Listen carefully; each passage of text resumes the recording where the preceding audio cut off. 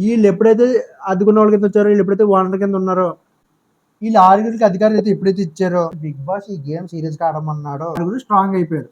మనం ఒక టీం కింద ఉండాలి, మనం ఒక టీం కింద ఉండాలని వీళ్ళు మాస్ మ్యాన్ ఫస్ట్ దుమ్ము దులిపాడు. ఏం దుమ్ము దులిపాడు అంటే నెగిటివ్ పాజిటివ్ అందరి మీద విడిచి పడిపోయాడు. అందరు తిరిగి రివర్స్ అయిపోతారేమో అని చూశారు, ఎవరు పడలే. Good or bad first content అయితే ఇచ్చాడు. తర్వాత ఇటు సైడ్ సంజనా గారు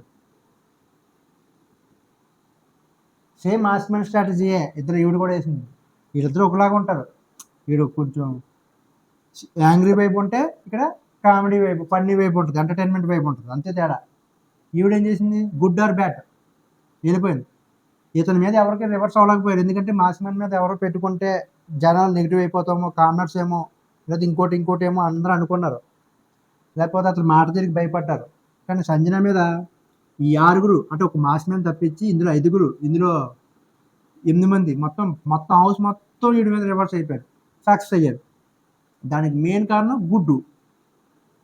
ఇది మెయిన్ గుర్తుపెట్టుకోండి, బిగ్ బాస్ 9 మార్చింది గుడ్డు, ఎగ్. ఈ ఎగ్గే లేకపోతే బిగ్ బాసే లేదు, బిగ్ బాస్ 9 లేదు. ఈ ఎగ్ తీసుకొచ్చింది కంట.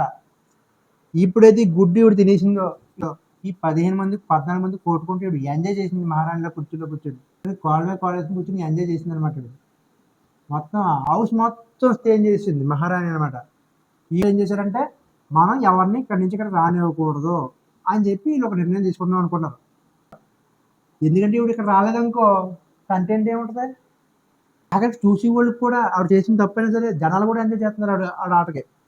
సంజన గారు కెప్టెన్ అనమాట. ఇప్పుడు రేపు నుంచి ఆట ఎలా ఉంటుంది, ఆవిడ్ని అందరూ తిట్టుకుంటున్నప్పుడే, లేకపోతే అందరూ వెలేసేస్తున్నప్పుడే, అందరూ మీకు ఎందుకు అన్నప్పుడే ఒక ఆట ఆడించేసింది హౌస్ని. ఇప్పుడు కెప్టెన్ అవుతుంది, ఇంకా ఊహలకే వదిలేస్తాం ఇంకేం జరుగుతుందో గొడవలు అయ్యానని. ఈవిడంటే